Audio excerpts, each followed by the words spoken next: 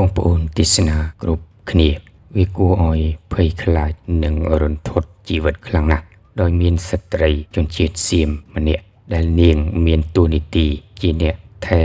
សួនសាធារណៈនិងសម្អាតអនាម័យផ្លូវសាធារណៈសៀមនោះដោយរូបនាងបានធ្លាក់ចូលទៅក្នុងលូយ៉ាងគួរឲ្យរន្ធត់តែម្ដងយ៉ាងណាមិញបើយោងតាមការឲ្យដឹងពីសារព័ត៌មានសៀមនោះហេតុការណ៍បានកើតឡើងនៅថ្ងៃទី22សីហាឆ្នាំ2026ក្តៅនេះដោយស្ថិតនៅក្នុងតំបន់ផ្លូវអ៊ីនត្រាក្នុងសង្កាត់អាងថងនៅក្នុងទីក្រុងបាងកកថៃតែម្ដង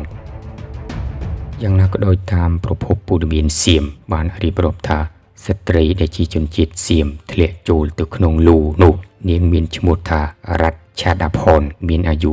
28ឆ្នាំដែលរស់នៅក្នុងតំបន់សង្កាត់ព្រះបាទថងឡាងក្នុងរាជធានីបាងកកថៃដោយរូបនាងមានតួនាទីការងារជាអ្នកថែរក្សាសួនសាធារណៈនិងផ្លូវសាធារណៈក្នុងក្រុងបាងកកនៅតាមតំបន់ផ្លូវសាធារណៈនានាដោយរូបនាងបន្តថាដំបូងឡើយនាងបំពេញការងារជាធម្មតាតាមតួនាទីរបស់នាងដោយមកដល់ចំណុចកើតហេតុនោះគឺរូបនាងបានដើរជន់ពីលើគម្របលូនោះដែលវាមានលក្ខណៈពុកភុយទៅហើយទើបបណ្ដាលឲ្យរូបនាងធ្លាក់ចូលទៅក្នុងលូនោះតែម្ដងដោយនៅពេលកើតហេតុភ្លាមនោះវាសំណាងល្អដែលដោយមានកងកម្លាំងសន្តិសុខយាមការងារនៅតំបន់ក្បែរនោះក៏ប្រទះឃើញនាងធ្លាក់ចូលទៅក្នុងលូនោះភ្លាមក៏ស្រែកហៅឲ្យមនុស្សម្នាមកជួយរូបនាងជាបន្ទាន់ចេញពីរណ្ដៅ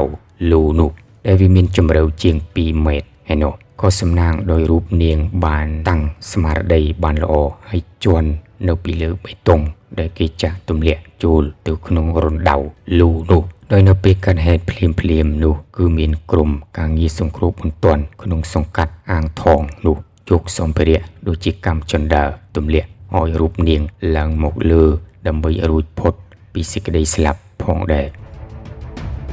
ប៉ុន្តែទោះបីយ៉ាងណាក៏ដោយរឿងរ៉ាវស្ត្រីសៀមជាអ្នកអនាម័យបានធ្លាក់ចូលទៅក្នុងលូនេះវាក៏បង្កឲ្យមានការភ្ញាក់ផ្អើលទៅដល់ក្រុមប្រជាជនសៀមនៅក្នុងតំបន់សង្កាត់អាងថងនោះរហូតមានការចុះ